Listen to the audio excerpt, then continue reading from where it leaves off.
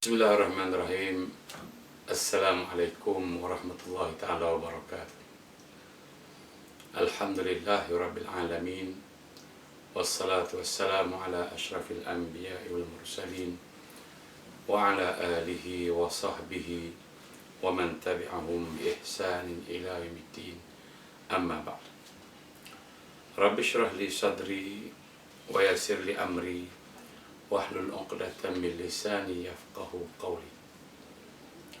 Alhamdulillah, syukur kepada Allah Subhanahu wa taala. Pada kesempatan yang terbatas ini, Ustaz ingin membacakan sepotong ayat Al-Quran. Allah Subhanahu wa taala berfirman, A'udzubillahi minasyaitonir rajim. فخلف من بعدهم خلف أضاعوا الصلاة واتبعوا الشهوات فسوف يلقون غيا. Maksudnya, kemudian mereka digantikan oleh keturunan-keturunan yang mencuaikan salat serta menurut hawa nafsu dengan melakukan maksiat, maka mereka akan menghadapi azab dalam neraka. Surah Maryam ayat 59.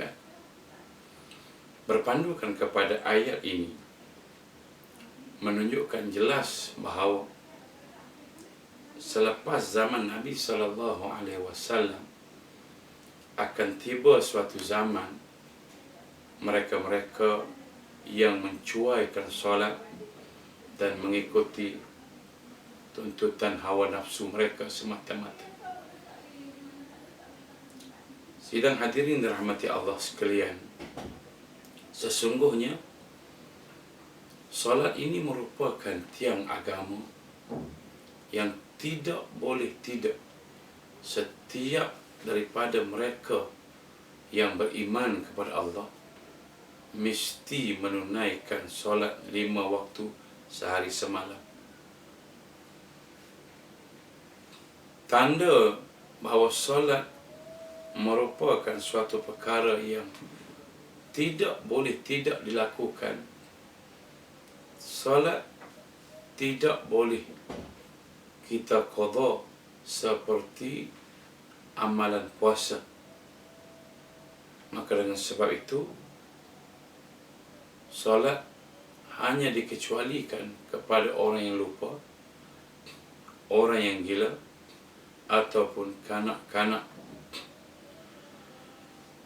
Maka bertitik tolak daripada ayat ini menunjukkan bahawa suatu generasi akan datang selepas Nabi SAW, generasi yang meninggalkan solat, mencuaikan solat, memandang rendah, memandang mudah pada pelakuan solat dan mengikuti hawa nafsu mereka. Sebenarnya mereka sedang menyiapkan diri untuk terjun ke dalam jurang api neraka Allah Subhanahu wa taala.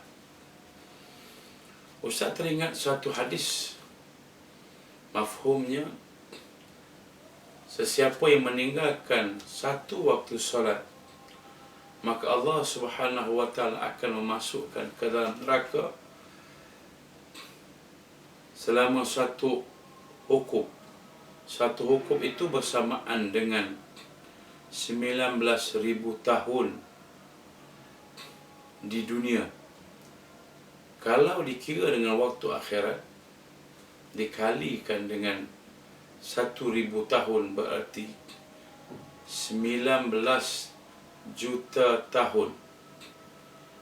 Kalaulah berada di dalam neraka Allah Subhanahu wa taala 19 juta tahun, bayangkan azab yang ditanggung bagi mereka yang mencuaikan solat ini.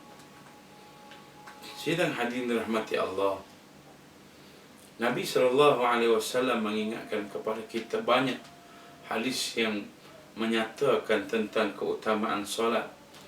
Antaranya, Nabi SAW menyatakan, As-salah imaduddin, faman aqamaha faqad aqamati wa man tarakaha faqad hadamati. Sembahyang itu merupakan tiang bagi agama. Siapa yang mendirikan agama, sesungguhnya dia telah mendirikan agama yang ada dalam dirinya. Tetapi bagi mereka yang sesiapa yang meninggalkan solat, maka dia telah meruntuhkan agama yang ada dalam dirinya. Daripada hadis ini simple saja.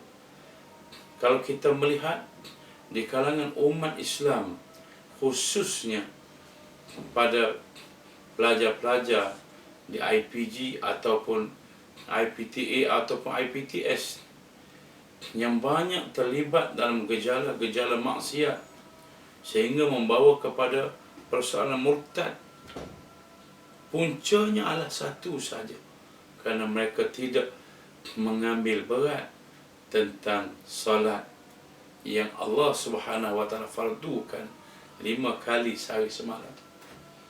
Mengapa keadaan ini terjadi?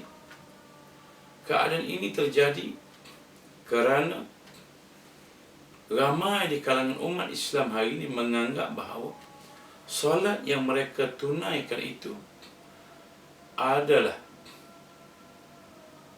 bebanan yang terpaksa mereka tanggung. 5 kali sehari semalam merupakan beban kepayahan. Mereka menganggap bahawa solat subuh itu adalah waktu mengganggu tidur mereka. Mereka menganggap zuhur mengganggu waktu makan mereka.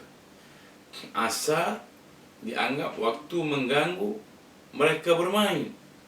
Begitu juga maghrib dan isya, banyak mereka merasakan terbeban, terganggu dengan sebab kedatangan solat.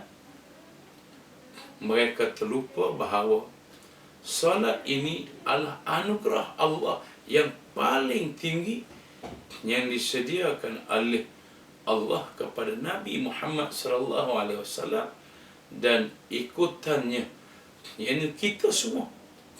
Kita ini Allah Ta'ala anugerahkan dengan solat. Sepatutnya kita mendirikan dengan penuh rasa kesyukuran. Kerana apa? Kerana ini adalah merupakan suatu anugerah. Akhirnya, hadirin dirahmati Allah sekalian, solat yang kita lakukan ini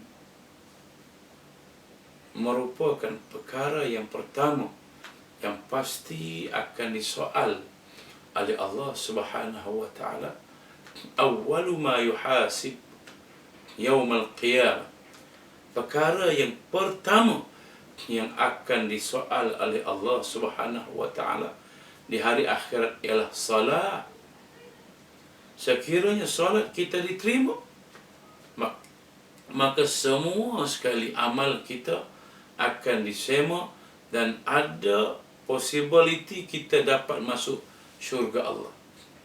Tetapi sekiranya solat kita ditolak ataupun kita tidak menunaikan solat semasa hayat kita, maka kebaikan yang lain, kita pernah bersedekah, kita pernah memberi ilmu kepada orang, kita memberi makanan kepada orang, memberi pertolongan kepada orang, semua ini ditolak. Kerana apa? Kerana asasnya tidak kita lakukan. Maka sedarlah kita sekalian hadirin dirahmati Allah, pentingnya solat ini bukan saja untuk memberi jaminan kehidupan di dunia, tetapi kelebihan yang cukup besar untuk kita masuk ke dalam syurga Allah Subhanahu wa taala yang Allah Taala sediakan untuk orang yang beriman dan beramal soleh. Dalam surah Al-Mu'minun, Allah Taala menegaskan, qad aflahal mu'minun alladzina hum fi salatihim khashi'un. Dan di bawah ayat, beberapa ayat selepas itu, Allah Taala menegaskan, walladzina hum ala salawatihim yuhafizun. Maksudnya orang yang solat dengan khusyuk dan menjaga waktu solat, Allah Ta'ala memberi jaminan ulaika humul warithun. Mereka inilah pewaris. Pewaris apa? Alladzina yarithuna al-firdaus hum fiha khalidun. Mereka inilah akan mewarisi syurga al-firdaus yang menjadi idaman setiap para sahabat, dan mereka yang mengetahui bahawa hakikat al-firdaus ini akan didiami oleh Rasulullah sallallahu alaihi wasallam. Tepuk dada, tanya iman, syurga manakah menjadi idaman kita? Apakah kita tidak mengimpikan satu syurga yang kita akan diami bersama dengan kekasih Allah Subhanahu wa taala dan juga kekasih hati kita Muhammad sallallahu alaihi wasallam. Semoga kita menjadi seorang yang mencintai akan solat. Dengan solat yang kita lakukan, Allah Subhanahu wa taala menganugerahkan kepada kita kesejahteraan hidup di dunia dan kebahagiaan hidup di akhirat. Jadi cukup setakat itu dahulu daripada Ustaz. InsyaAllah di lain masa kita bertemu lagi. Aqulu qouli hadza wa astaghfirullahal azim. Wassalamualaikum warahmatullahi wabarakatuh.